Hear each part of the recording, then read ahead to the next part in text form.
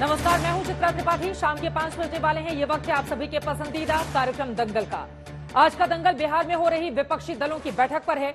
पटना में कल 17 विपक्षी दलों की बड़ी बैठक होने वाली है। नेता आज से ही पटना पहुंचने लगे हैं। अरविंद केजरीवाल अपनी लंबी चौड़ी टीम के साथ पटना पहुंच रहे हैं। महबूबा मुफ्ती पहुंच चुकी हैं। ममता बनर्जी की लालू यादव से मुलाकात हो रही है। फिर नीतीश कुमार से भी अलग से ममता बनर्जी मिलेंगी।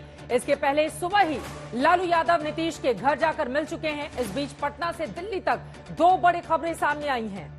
एक तो पटना में तरह तरह की पोस्टरबाजी करके विपक्ष की बैठक पर निशाना साधा गया है, तो वो पोस्टर चर्चा में है। लेकिन उससे बड़ा धमाका दिल्ली से हुआ जब पटना रवाना होने से पहले अरविंद केजरीवाल की पार्टी के सूत्रों ने दावा कर दिया है कि अगर कल की बैठक में दिल्ली के अध्यादेश वाले मसले पर कांग्रेस ने साथ नहीं दिया तो आम आदमी पार्टी बैठक छोड़कर बाहर निकल जाएगी।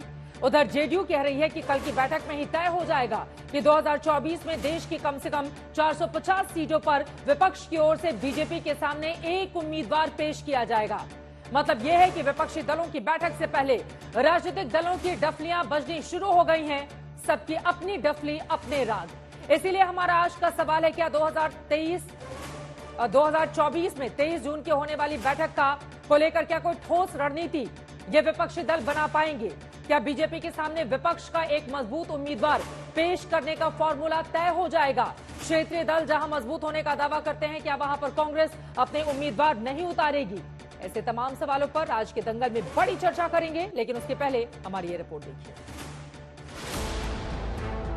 पटना में पूरी तैयारी है। विपक्षी दलों के नेता पहुंचने लगे हैं। ममता बनर्जी पहुंची, अरविंद केजरीवाल, भगवंत मान, महबूबा मुफ्ती तो सबसे पहले पहुंच गयी।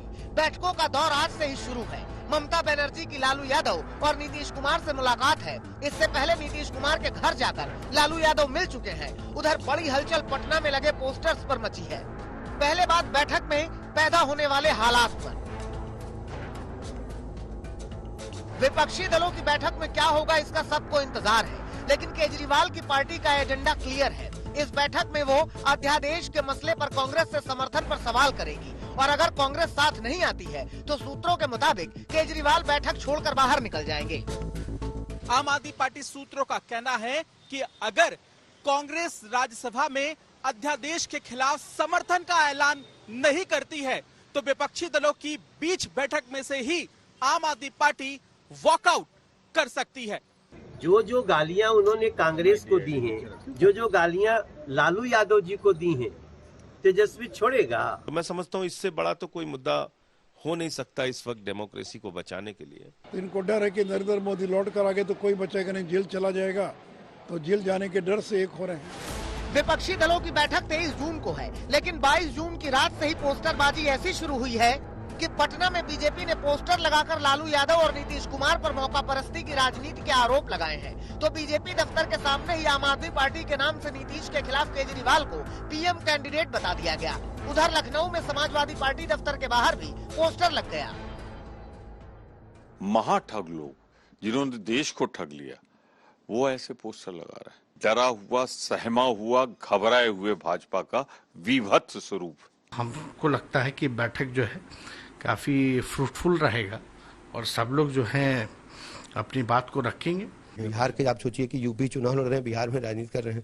कभी हम लोग लड़े थे आपातकाल के खिलाफ, आज ये लड़ाई है इस देश में जो आफत काल है। विपक्षी दलों की बैठक में 2024 में एकजुट होकर चुनाव लड़ने का उपाय तलाशा जाएगा। कांग्रेस कह चुकी है कि आगे बढ़ना है तो न्यूनतम साझा कार्यक्रम बनाना होगा।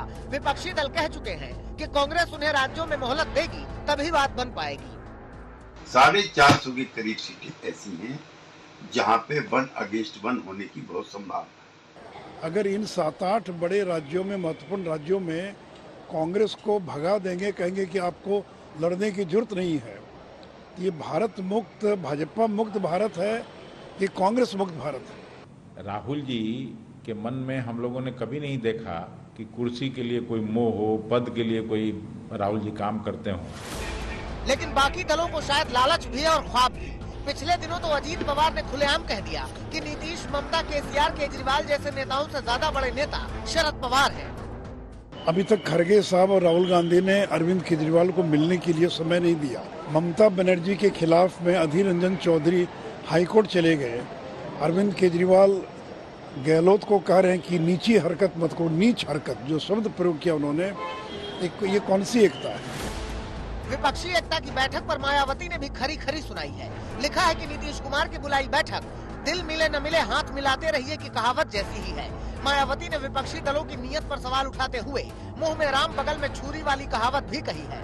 अब देखना ये होगा कि 23 जून की बैठक में 17 दलों के आपसी विवादों और मुद्दों पर चर्चा होती है या 2024 के मिशन में कामयाबी के लिए कॉमन मिनिमम प्रोग्राम तय हो पाता है। पटना से रोहित कुमार सिंह और शशि भूषण के साथ जितेंद्र बहादुर सिंह और मौसमी सिंह, दिल्ली, आज तक। तो विपक्षी एकता के पहले ही बहुत सारी दरारें पैदा होने लगी हैं। आम आदमी पार्टी का ये जो सीधा अल्टीमेटम है, क्या कांग्रेस पार्टी इसको मानेगी? क्या तमाम विपक्षी दल 450 सीटों पर बीजेपी के सामने सिर्फ एक साझा उम्मीदवार खड़ा कर पाएंगे? कई ऐसे मुद्दे हैं जिसको लेकर दंगल में बड़ी चर्चा करेंगे। खास मेहमान जुड़ चुके हैं, उनका तारुफ आपसे करवा देती हूं। प्रेम शुक्ला जी, राष्ट्रीय प्रवक्ता भारतीय जनता पार्टी के हमारे साथ जुड़ चुके हैं। Premchand Mishra ji, spokes person Congress party के हमारे साथ जुड़े हुए हैं। राजीव रंजन जी, जेडीयू के प्रवक्ता हमारे साथ हैं। धीरेन्द्र कुमार जी, एलजेपी के प्रवक्ता हमारे साथ जुड़े हुए हैं। मृत्युंजय तिवारी जी, आप आरजेडी के स्पोक्स पर्सन हैं। संजीव झा, आम आदमी पार्टी के प्रवक्ता और विधायक भी हमारे साथ जुड़ चुके हैं। लेकिन शुरुआत प्रेमचंद मिश्रा जी आपसे ही करते हुए, अब तो आप वाले आंख दिखा रहे हैं, अध्यादेश पर बात हो नहीं तो चले जाएंगे बैठक छोड़कर। कल बैठक है, लोगों ने पटना आना शुरू कर दिया, नेताओं का आगमन शुरू हो गया है, जैसा आपने खुद अपनी रिपोर्ट में बताई। तो मैं समझता हूँ ये बैठक ही तो इसलिए हो रहा है कि आपस में एक बेहतर अंडरस्टैंडिंग और समन्वय को हम लोग पैदा करें। तो मैं समझता हूँ कल तक इंतजार करिए, जब एक साथ बैठेंगे तो जो भी कोई मन में शंका है, किसी को कोई अपने स्टैंड को लेकर बात करना चाह रहे हैं, ये सारी चीजों को ही तो रिजॉल्व किया जाएगा। ये बैठक का मतलब क्या हुआ? बैठक हम इसलिए कर रहे हैं ना कि एक हमारा बेहतर समन्वय है। जो बैठक पहले बार मल्लिकार्जुन खड़गे जी के आवाज पे हुई, उसकी अगली कड़ी है। अब कल देखिए 17-18 दल के नेता इसमें भाग लेंगे। तो असल परेशानी उन लोगों को हो रही है जो सत्ता में बैठे हैं, जिनको डर भय हो रहा है कि अब मेरी जाने की बारी आ गई। ठीक है, वो घबराहट में इस तरह की बातों को सगुफा चलाते रहते हैं। ठीक है, वो कैसे आएंगे? अरे आप इंतजार करिए। अभी वाला तो अरविंद केजरीवाल की पार्टी का है ना, अभी तो बीजेपी कुछ बोल नहीं रही है। मैं लौटूंगी आपकी बातों पर, लेकिन संजीव झा जी, आम आदमी पार्टी का पोस्टर भी हम दिखा रहे हैं जो बिहार में लगाए गए हैं, और वहां पर किस तरह से नीतीश और नरेंद्र मोदी को साथ साथ दिखाते हुए निशाना साधा गया है। तो आम आदमी पार्टी क्या चाहती है? क्या आपको एकदम स्पष्ट तौर पर लग रहा है कि अध्यादेश के मुद्दे पर अगर पहले ही स्पष्ट नहीं हुआ कांग्रेस का रुख, तो फिर इस बैठक से दूर रखेगी आप अपने आप को? संजीव झा जी, और जेडीयू ने भी कह दिया है कि राज्यों के मुद्दे उठाने से टकराव हो सकता है, इसलिए अपनी महत्वाकांक्षा को अध्यादेश को मुद्दा बनाकर एजेंडा तय नहीं करे आम आदमी पार्टी। ये जेडीयू का बयान सामने आया है। और देखिए, 2-3 तरह की बातें हैं। हालांकि भारतीय जनता पार्टी इस तरह की मीटिंग से परेशान जरूर है, लेकिन दूसरी बात तो कई तरह के पोस्टर्स देखने को आ रहे हैं, कोशिश की जा रही है कि माहौल को खराब किया जाए। दूसरी बात मुझे ये लगता है कि जिस तरह से अध्यादेश ला करके न केवल संविधान को, इस तरह के जनतंत्र को और सुप्रीम कोर्ट के संवैधानिक पीठ के फैसले को अपमान करने की जो साजिश केंद्र सरकार करी, ये सबसे बड़ा मुद्दा है। देखिए, और जो अध्यादेश दिल्ली में आया, बात दिल्ली की नहीं है। हाँ। इस तरह के अध्यादेश किसी भी राज्य में लाया जा सकता है, तो फिर किसी भी राज्य के अधिकार को छीन लिया जा सकता है। तो सबसे पहली बात, ये चुनाव तभी लड़ा जाएगा, पार्टियों की अपनी महत्वाकांक्षाएं तभी रहेंगी जब ये देश जनतंत्र बचेगा, जब देश का संविधान बचेगा। तो ये सबसे बड़ी लड़ाई है, और इसीलिए दिल्ली के लोकप्रिय मुख्यमंत्री अरविंद केजरीवाल जी ने सभी अलग अलग अपोजिशंस के लीडर्स से मिलकर बात की और सबने इस बात पे अपनी सहमति जताई। तो मुझे ये लगता है कि इस बात की सहमति कांग्रेस की भी होनी चाहिए कि आखिर वो तय करना पड़ेगा ना कि हम संविधान की हत्या करने वालों के साथ हैं या संविधान को बचाने वालों के साथ करें। ठीक है, ये जो जेडीयू कह रही है विपक्ष की बैठक से पहले, उस पर अभी तक आपने स्पष्टीकरण नहीं दिया है। मैं लौटूंगी आपके पास। जेडीयू की ओर से साफ साफ कहा जा रहा है आम आदमी पार्टी के इरादे ठीक नहीं दिखते हैं। लेकर नहीं, मुझे ये चित्रा जी, मेरे से सवाल है। मैं लौट रही हूं आपके पास। इस वक्त हमारे साथ भारतीय जनता पार्टी के बिहार के बड़े नेता राज्यसभा के सांसद और पूर्व deputy CM Sushil Modi ji live जुड़ चुके हैं। सुशील जी, बहुत स्वागत है आपका आज तक पर।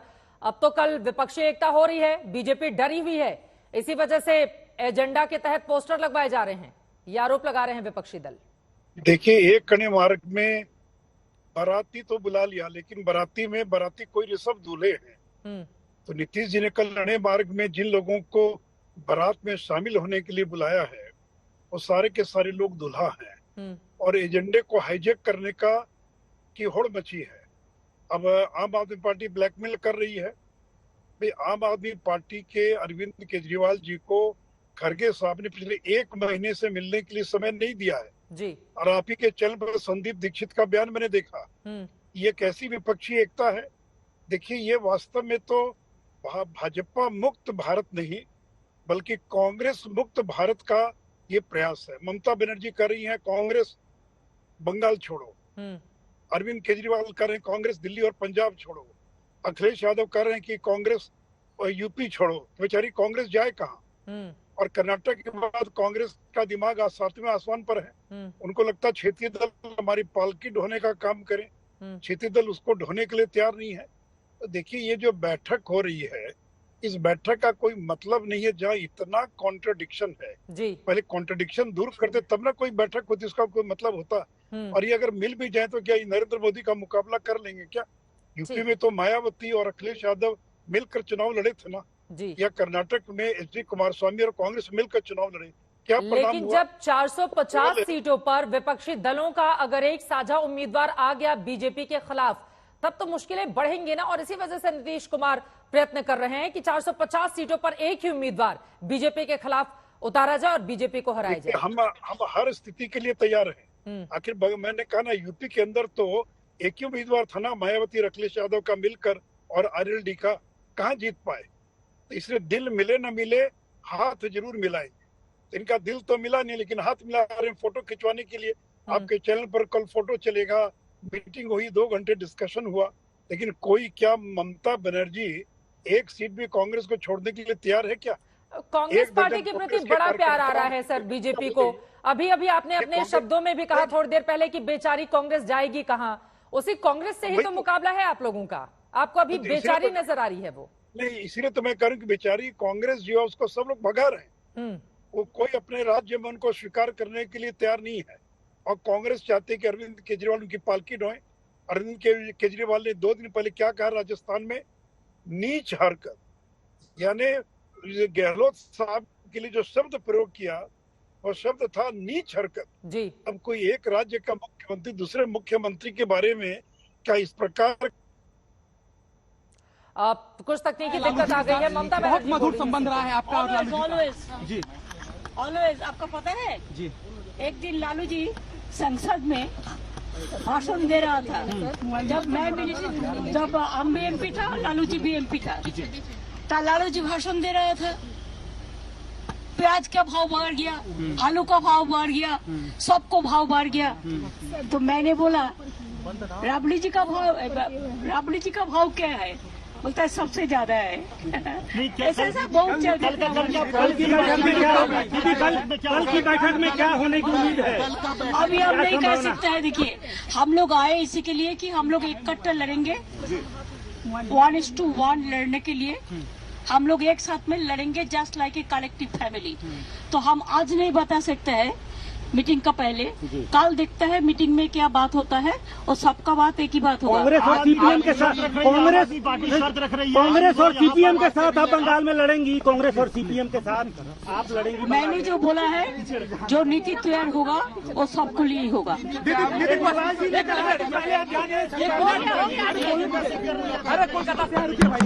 ने कहा है कि पहले अध्यादेश पर चर्चा होनी चाहिए। केजरीवाल जी ने कहा है कि पहले अध्यादेश पर चर्चा होनी चाहिए। बारे में अभी चर्चा नहीं करते जाए, वो कल मीटिंग में करेंगे। दीदी पश्चिम बंगाल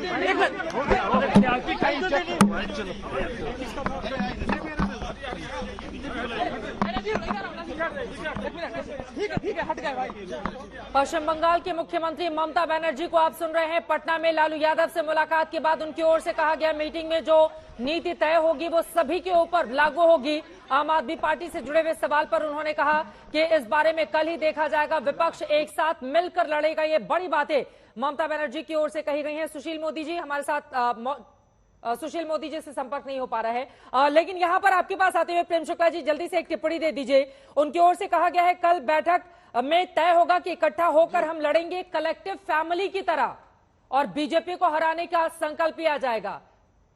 प्रेम शुक्ला जी, ममता बनर्जी की बातों पर जवाब आपका। नहीं, अच्छा है, उनका संकल्प बहुत अच्छा है। नहीं, ममता जी का संकल्प बहुत अच्छा है, लेकिन कांग्रेस और कम्युनिस्टों के साथ जिस तरह की निर्ममता वो बंगाल में कर रही है उस पर कांग्रेस के लोगों का क्या कहना है? अधीर रंजन चौधरी की भी सुनवाई मल्लिकार्जुन खड़गे के दरबार में होगी या नहीं होगी? वो तो बेचारे न्यायालय की शरण में गए हुए हैं कि किसी तरह से कांग्रेस के प्रत्याशियों के प्राण बचाए जा सके। कांग्रेस के कार्यकर्ताओं को जिस तरह से रक्त रंजित किया जा रहा है बंगाल में, उससे बचाया जा सके। और जो लोकतंत्र की उठते बैठते जागते सोते दुहाई देते हैं, वो कृपा करके बताएं ना कि बंगाल में जो कुछ चुनाव के समय हो रहा है, पंचायत चुनाव में, क्या वो लोकतांत्रिक है? क्या नीतीश कुमार जी इसको लोकतंत्र मानते हैं क्या? कि बिहार के जंगल राज का एक्सटेंशन मानते हैं वो, कि कोई चुनाव लड़ेगा तो उसकी हत्या कर दी जाएगी, कोई जो है वो नामांकन भरने जाएगा उस पर हमला कर दिया जाएगा, जो चुनाव लड़ लेगा उसके परिवार वालों के साथ बलात्कार कर दिया जाएगा, चुनाव के बाद लोगों को जो है प्रदेश छोड़कर भागना पड़ेगा। ये तो ममता बनर्जी के बंगाल में ही हो रहा है। सुप्रीम कोर्ट तक को इसमें जो है दखल देनी पड़ती है और वहां की खुद इलेक्शन स्टेट इलेक्शन कमीशन कहता है कि हमको तो जो है वो केंद्रीय सुरक्षा बलों की आवश्यकता ही नहीं है ताकि हम जो है बंगाल में खुले तौर पर हिंसा तंत्र चला सके। दूसरी तरफ आप देखिए महाराष्ट्र में अजीत पवार खुद ही अपने चाचा शरद पवार की प्रतिभा पर प्रश्न पैदा कर रहे हैं। उनके घर में ही झगड़ा चल रहा है। मायावती जी के बयान आप ही दिखा रही हैं। अरविंद केजरीवाल जी की शर्तें आज तक ही बता रहा है कि क्या क्या शर्तें रख रही हैं। हम उस पर कुछ नहीं टिप्पणी करना चाहते हैं, लेकिन जब तक लोगों के हित आपस में टकराएंगे तब तक इस तरह के समझौते नहीं होते। फिर भी ये समझौता कर लड़े, हमारे लिए और आसान होगा। हमको एक ही प्रत्याशी से लड़ना पड़ेगा। राजीव रंजन जी, पहले आप टिप्पणी कर दीजिए। अब तो बीजेपी के नेता आज सुबह से ही बोल रहे हैं कहीं की ईंट कहीं का रोड़ा, भानुमति का कुनबा जोड़ा, यही स्थिति बनने वाली है बिहार में। और आम आदमी पार्टी पहले से ही आंखें दिखा रही है, कैसे करेंगे विपक्षी एकता? देखिए, सबसे पहले तो आम आदमी पार्टी के जिस पोस्टर को लगातार मैं आपके चैनल पर देख रहा जी, उस पोस्टर से आधिकारिक तौर पर आम आदमी पार्टी ने खुद को अलग किया है। और आम आदमी पार्टी के बिहार इकाई के प्रवक्ता ने ट्विटर हैंडल के जरिए भी कहा है कि हम इस व्यक्ति को नहीं जानते हैं, ये हमारी पार्टी का सदस्य नहीं है। इसलिए उस पर मुझे लगता है अब उस पोस्टर को निकाल देना चाहिए। ठीक है, पहली बात। अब बिहार में जंगल राज है कि देश में जंगल राज का सबसे बड़ा उदाहरण मणिपुर है, इसलिए कि एनसीआरबी के आंकड़े तो बिहार से ज्यादा हत्याओं का प्रदेश उत्तर प्रदेश को मानते हैं, जहां देश में सबसे ज्यादा हत्याएं होती है। इनका आदर्श प्रदेश है। पुलिस लॉकअप में कोई मारा जाता है, कोई सड़क पर मारा जाता है। किसी 14 साल की अनन्या श्रीवास्तव के साथ गैंगरेप होता है, छत से फेंक दिया जाता है। न मुख्यमंत्री को फुर्सत है वह उस पीड़िता के घर जाकर के मिलने के लिए, और ये दुर्भाग्य से ये घटना अयोध्या की है।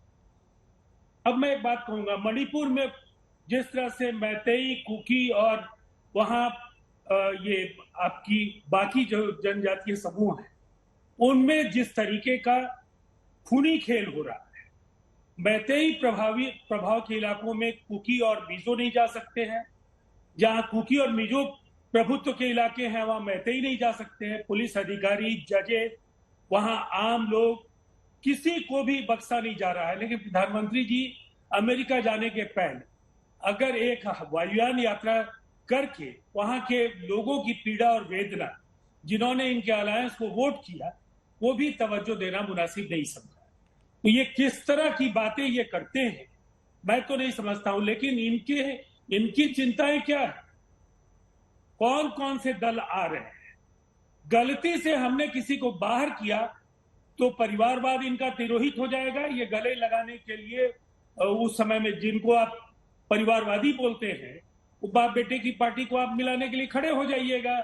वो अभी मांझी जी और उनके बेटे की जो पार्टी गई है, तो दोहरे मानदंड। और आप कहेंगे भानुमति का कुनबा, इनमें आधे दर्जन से ज्यादा ऐसे दल हैं जो आपके पूर्व सहयोगी हैं, और आपके जो अधिनायकवादी प्रवृत्ति, एकाधिकारवादी प्रवृत्ति और दलों के हितों पर जिस तरह से कुठाराघात आप करते हैं, उसके खिलाफ उन्होंने आपसे अलग होने का निर्णय किया। ठीक है, इसीलिए ये जो आज जो बातें हम कर रहे हैं, मैं समझता हूं किसी दल ने क्या कहा उससे ज्यादा महत्वपूर्ण है कि जब दलों का शीर्ष नेतृत्व एकत्रित हो रहा है पटना में, और कल 1 to 1 जब सब वो बातें करेंगे, तो मुझे लगता है सीएमपी जो कॉमन मिनिमम प्रोग्राम इस देश में जिस तरीके से आज चाहे संघीय ढांचे पर प्रहार का सवाल, सांप्रदायिक ध्रुवीकरण का सवाल, कार्यपालिका और न्यायपालिका के बीच जो आए दिन टकराव की घटनाएं,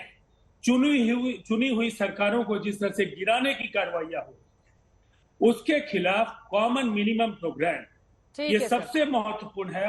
जब एक साथ बैठेंगे, दरअसल कई राज्यों के इस तरह के उदाहरण देश के सामने हैं कि वो लड़ते किसी और पार्टी के साथ हैं, सरकार किसी और पार्टी के साथ चलाते हैं। इसी वजह से विपक्षी एकता कितने दिनों तक टिक पाएगी, ये भी बड़ा सवाल राजीव रंजन जी बना हुआ है। एक लाइन में आपसे जवाब चाहूंगी, ये आम आदमी पार्टी को जेडीयू अभी से आंखें दिखा रही है, वो कह रही है कि मुद्दा तय करने की कोशिश नहीं करे आम आदमी पार्टी। क्या बोलना चाहते हैं? संजीव झा जी बैठे हुए हैं विधायक, जल्दी से एक लाइन में, उसके बाद संजीव जी आप जवाब दीजिएगा। मृत्युंजय जी आपके भी पास आ रही हूँ।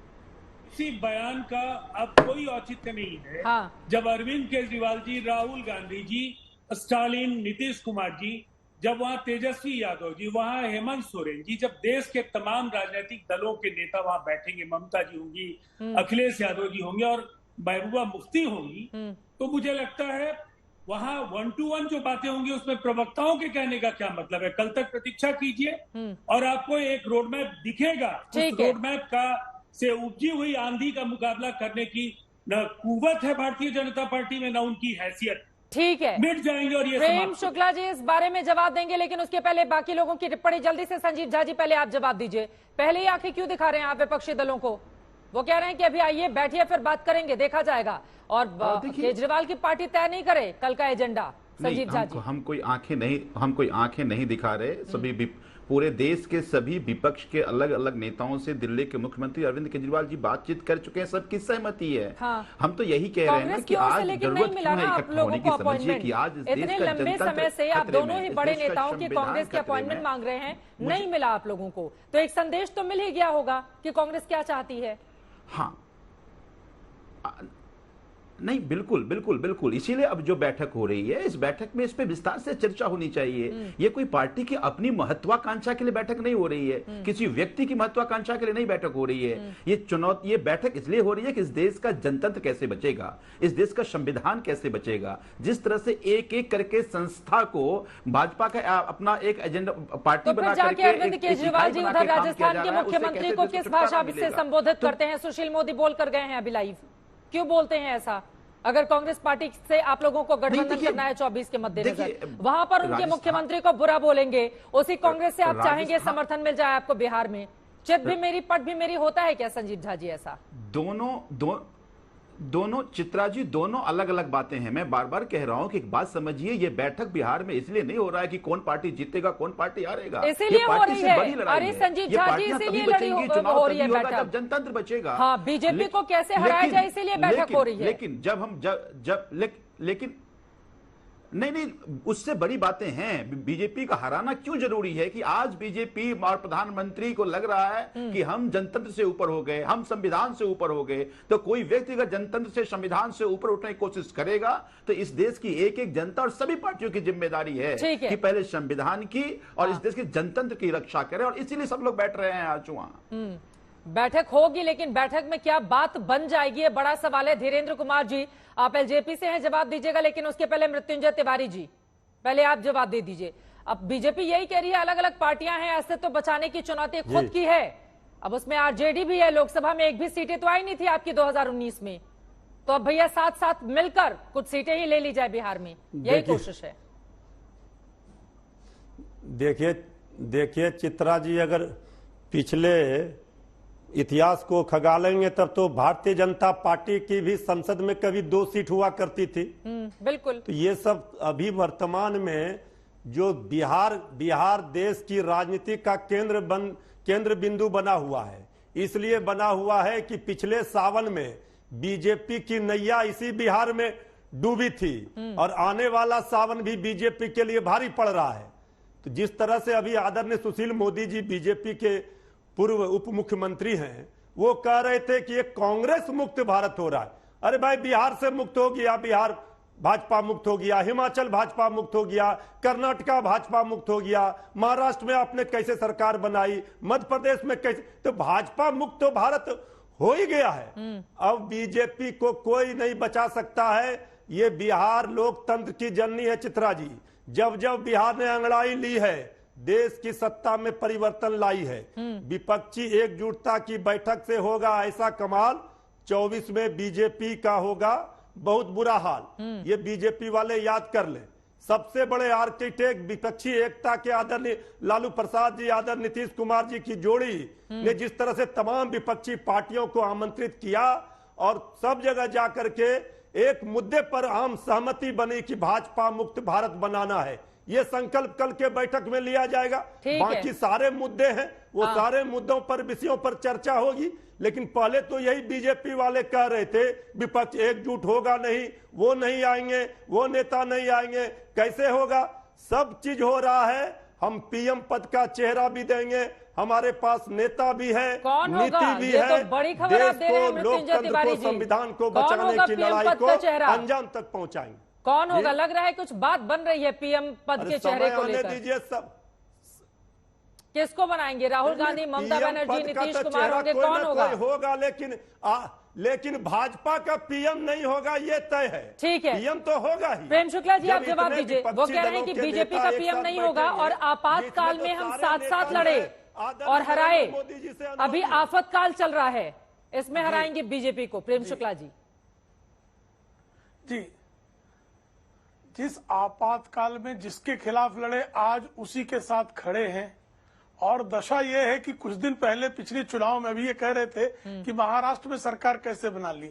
तो श्रीमान मृत्युंजय तिवारी जी, महाराष्ट्र में शिवसेना भारतीय जनता पार्टी के साथ चुनाव लड़ी थी और जनादेश प्राप्त हुआ था। लेकिन बिहार में जिन नीतीश कुमार को आपके नेता तेजस्वी यादव चुनाव के समय पलटू राम कह रहे थे, उन्हीं पलटू राम के साथ आपने सरकार बनाई है। तो ये बहुत लोकतंत्र हो गए कि चुनाव जिसके विरुद्ध लड़े, जिसको चुन चुन कर गालियां दी, पानी पी पी कर गालियां दी और उसके फिर बीच में बोलना, मैं तो किसी के बीच में बोलता नहीं चित्रा जी। उनको बोलने दीजिए मृत्युंजय तिवारी जी, उनकी बात हो जाए उसके बाद आप बोलिएगा। मृत्युंजय तिवारी जी प्लीज, उनकी बात हो जाए उसके बाद आप बोलिएगा। ये ठीक नहीं है सर, प्लीज प्लीज, उनकी बात हो जाए उसके बाद आप बोलिएगा। देखिए, धैर्य मैं तो उनको सुन रहा था तिवारी जी प्लीज।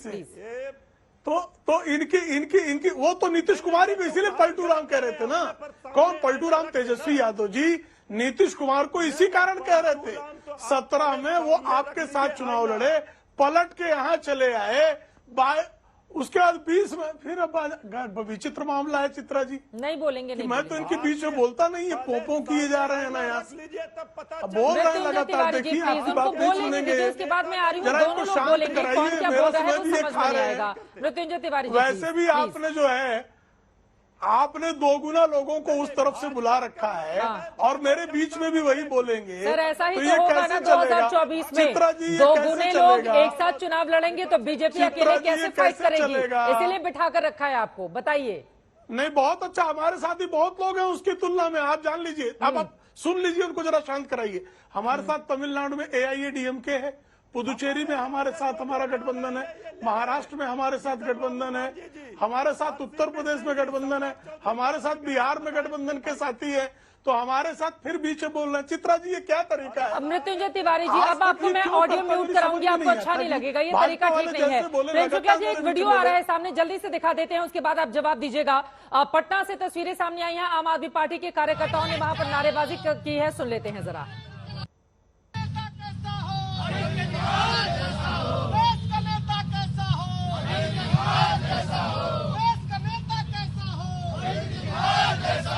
हमारा पीएम कैसा हो, देश का पीएम कैसा हो, भ्रष्टाचार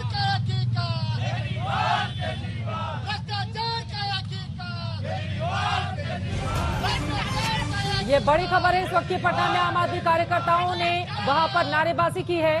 देश का पीएम कैसा हो, अरविंद केजरीवाल का नाम ले रहे हैं। केजरीवाल को पीएम बनाने को लेकर ये नारेबाजी। पटना की ये तस्वीरें, इसके पहले पोस्टर छपे थे, उसके बाद आप सूत्रों ने जानकारी दी अध्यादेश पर बने बात, उससे कम पर कोई बातचीत नहीं होगी वरना बायकॉट होगा। और अब देखिए केजरीवाल को पीएम बनाने के लिए आम आदमी पार्टी के कार्यकर्ता किस तरह से उत्साहित और यहां पर नारेबाजी करते हुए। मृत्युंजय तिवारी जी, अभी तो आप बता ही रहे थे कि हम पीएम का उम्मीदवार भी देंगे, लग रहा है आप वालों तक आपकी आवाज ज्यादा तेजी से पहुंच गई। और देखिए आप इस पर जवाब दीजिएगा, लेकिन प्रेम शुक्ला जी को बीच में टोकना पड़ा था, उनकी बात पहले पूरी हो जाए। प्रेम शुक्ला जी। हाँ देखिए, अभी संजीव झा जी कह रहे थे कुछ देर पहले कि पोस्टर गलत है, जिन्होंने पोस्टर लगाया उन्होंने जो है सबने माफी मांग ली या हट गए हैं। अब मुझे लगता है ये कार्यकर्ता भी संभवतः फर्जी होंगे, आम आदमी पार्टी के नहीं होंगे, ये कह सकते हैं। लेकिन इतना निश्चित है कि आम आदमी पार्टी अपना प्रधानमंत्री पद का प्रत्याशी देने के पक्ष में और भ्रष्टाचार पे नारे लगा रहे हैं। और जो कन्विक्टेड है भ्रष्टाचार के मामले में, जो लालू प्रसाद यादव जी कन्विक्टेड है, सजा याफ्ता है, और सजा पाते ही उन्होंने किसको दोष दिया था? नीतीश कुमार को, कि मुझे इसने फंसाया। और सत्य है कि जो शिवानंद तिवारी आजकल राष्ट्रीय जनता दल के उपाध्यक्ष हैं, जब वो जनता दल यूनाइटेड में हुआ करते थे तब शिवानंद तिवारी जी ही शिकायत करता थे, ललन सिंह ही शिकायत करता थे कि जमीन के बदले जो है नौकरी, ये घोटाला लालू प्रसाद यादव कर रहे हैं। तो जो भ्रष्टाचार के मामले में सजा याफ्ता है, सजा याफ्ताओं का एक समागम है। राहुल गांधी सजा याफ्ता है, झूठ बोलने के मामले में, गाली देने के मामले में। एक सजा याफ्ता लालू प्रसाद यादव जी है भ्रष्टाचार के मामले में, एक सजा याफ्ता शिबू सोरेन जी है। बार आप लालू प्रसाद यादव जी का नाम ले रहे हैं, तस्वीरें सामने आ गई हैं, जरा दिखा देते हैं। ममता बनर्जी जब पूर्व रेल मंत्री और पूर्व मुख्यमंत्री आरजेडी के मुखिया लालू प्रसाद यादव से मुलाकात करने के लिए पहुंचे, देखिए किस तरह से वो शॉल उड़ाकर सभी का, तेजस्वी यादव डिप्टी सीएम का स्वागत करते हुए। उसके पहले उन्होंने लालू प्रसाद यादव के पैर भी छुए हैं। अगर हम दिखा पाए ये तस्वीरें, ममता बनर्जी भी साथ में है, उनके भतीजे अभिषेक बनर्जी भी साथ में है। एक बार शुरू से अगर हम तस्वीरें फिर से दिखा पाए, आप देखेंगे यहां पर जब ममता बनर्जी पहुंची मुलाकात करने के लिए, बुके देकर, फूलों का गुलदस्ता देकर राबड़ी देवी ने उनका स्वागत किया। उसके बाद मुस्कुराहट सभी के चेहरे पर यहां पर दिखाई दे रही है। पांव छुए लालू प्रसाद यादव के ममता बनर्जी ने, और उसके बाद शॉल उड़ाकर उनका सम्मान किया। और फिर देखिए सभी से मुलाकात करती हुई ये तस्वीरें कुछ देर पहले की है, जब लालू यादव से मिलने के लिए पश्चिम बंगाल के मुख्यमंत्री ममता बनर्जी पहुंची हुई थी। लालू यादव पूर्व मुख्यमंत्री बिहार के, और यहां पर आशीर्वाद लेते हुए ममता बनर्जी के भतीजे और सांसद अभिषेक बनर्जी भी तस्वीरों में आपको दिखाई दे रहे हैं, और भी तमाम नेता पैर छूकर आशीर्वाद लेते हुए लालू प्रसाद यादव की। तो खिचड़ी यहां पर पक रही है, लेकिन 2024 के मद्देनजर ये जो बातचीत है वो कितनी मुश्किलें बीजेपी के लिए खड़ी करेगी, ये बड़ा सवाल है। आपको बताते चले, पश्चिम बंगाल में 42 लोकसभा की सीटें हैं, जिनमें ममता बनर्जी की पार्टी ने पिछली बार 22 जीती थी, बीजेपी 18 सीटें जीती थी, लेकिन दोनों ने अकेले वहां पर मुकाबला किया था। कांग्रेस पार्टी, लेफ्ट पार्टियां बहुत पीछे रह गई थी। जबकि अगर बिहार की बात करें तो कुल 40 लोकसभा की सीटें हैं। 2019 में 39 सीटों पर एनडीए ने जीत हासिल की थी, लेकिन नीतीश कुमार तब बीजेपी के साथ थे। 17 सीटें क्लीन स्वीप किया था, 17 पर लड़कर भारतीय जनता पार्टी ने, 16 सीटों पर जेडीयू को जीत मिली थी, 6 सीटों पर एलजेपी रामविलास पासवान जी की पार्टी को जीत मिली थी, 1 सीट कांग्रेस पार्टी के खाते में गई थी। आरजेडी का 2019 में खाता भी नहीं खुला था। लेकिन विधानसभा चुनाव में 2020 में आपको बताते चले, सबसे बड़ी पार्टी बनकर आरजेडी उभरी थी 74 सीटों के साथ, और 73 सीटें मिली थी भारतीय जनता पार्टी को, दूसरे नंबर की पार्टी थी। जबकि 43 सीटों के साथ तीसरे नंबर की पार्टी बन गई थी जेडीयू। लेकिन यहां पर अब तस्वीर बदलती हुई नजर आ रही है। लंबे अरसे के बाद आप देखिए लालू यादव से मुलाकात करती हुई ममता बनर्जी की ये तस्वीरें सामने आ गई हैं। धीरेन्द्र कुमार जी, अब सीधे आपके पास आते हुए, अब जिस नीतीश कुमार के खिलाफ आप लोगों ने भी बड़ा दम भरा था 2020 में, अब देखिए उन्हीं नीतीश कुमार के आह्वान पर ममता बनर्जी पहुंची, लालू यादव से मुलाकात करके आशीर्वाद ले रही हैं, और ये तस्वीरें बहुत कुछ बयां कर रही हैं। धीरेन्द्र कुमार जी।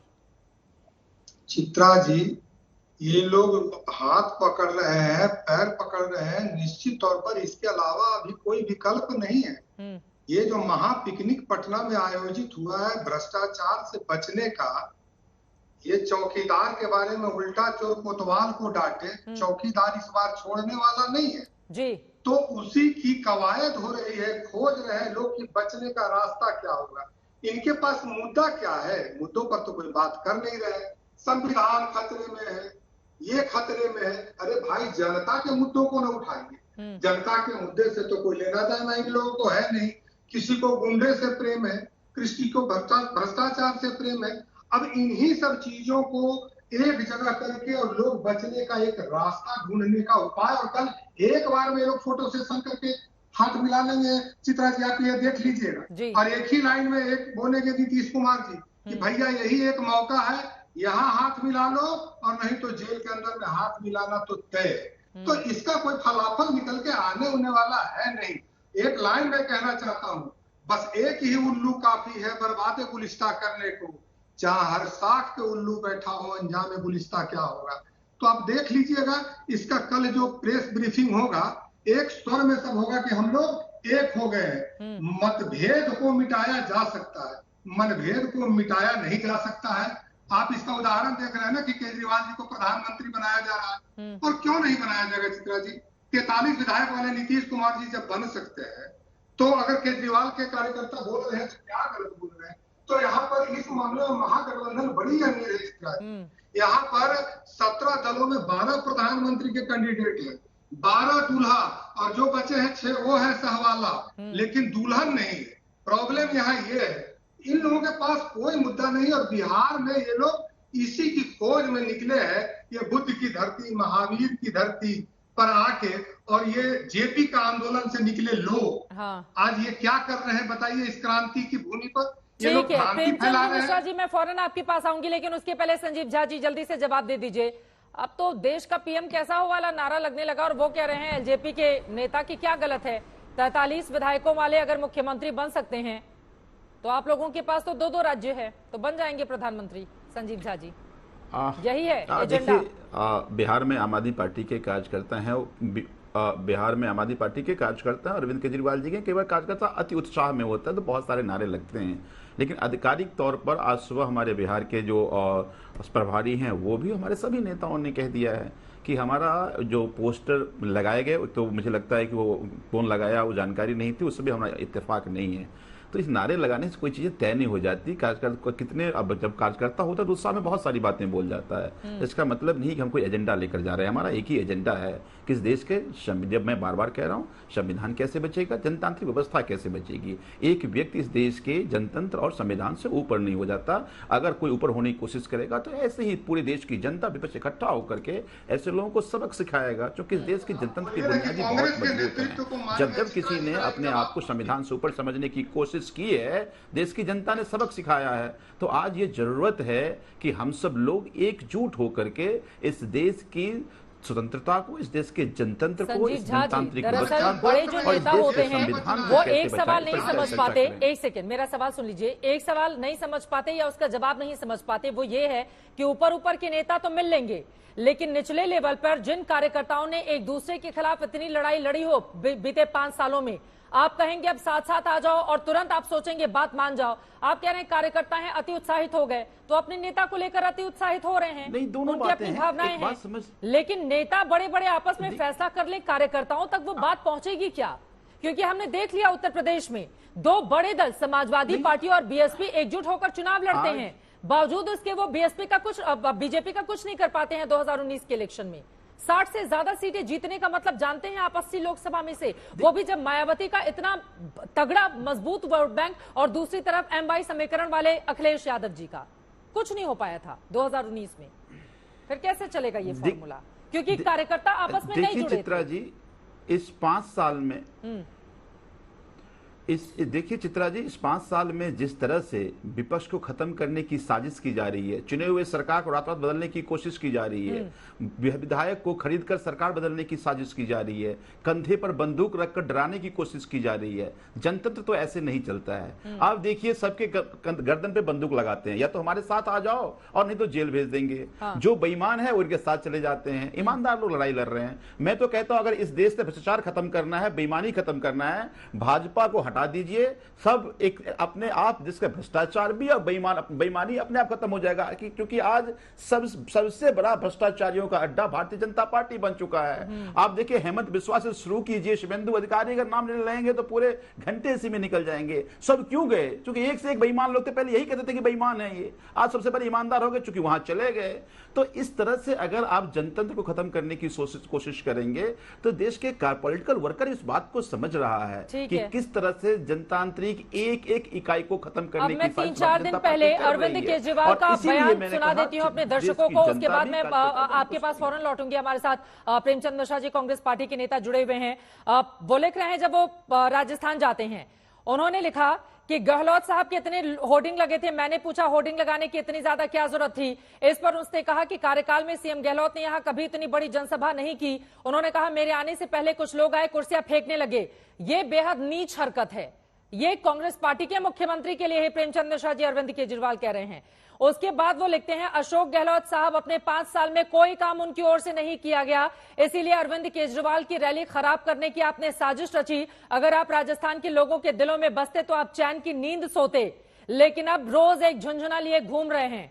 अब प्रेमचंद्र मिश्रा जी, कैसे दिल मिलाएंगे आप? मैं 2 बातों को यहां जोड़ना चाहता हूं। कल बैठक हो रही है, सभी नेतागण पहुंच गए हैं। बैठक के नतीजों का इंतजार करना चाहिए। कौन किस पार्टी का आदमी बाहर में क्या बोल रहा है, उसके कोई मतलब है क्या? अरे ये अरविंद केजरीवाल मुखिया है आम आदमी पार्टी के, ये कोई बाहर के दूसरे कोई नेता नहीं है, ये महत्वपूर्ण लीडर है। और कांग्रेस पार्टी बैकफुट पर क्यों दिखाई दे रही है प्रेमचंद्र मिश्रा जी?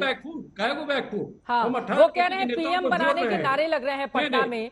आपके जो अध्यक्ष है बिहार के, वो कह रहे हैं कि राहुल गांधी को लालच नहीं है किसी भी पद का, तो छोड़ दिया है क्या बाकी नेताओं के लिए?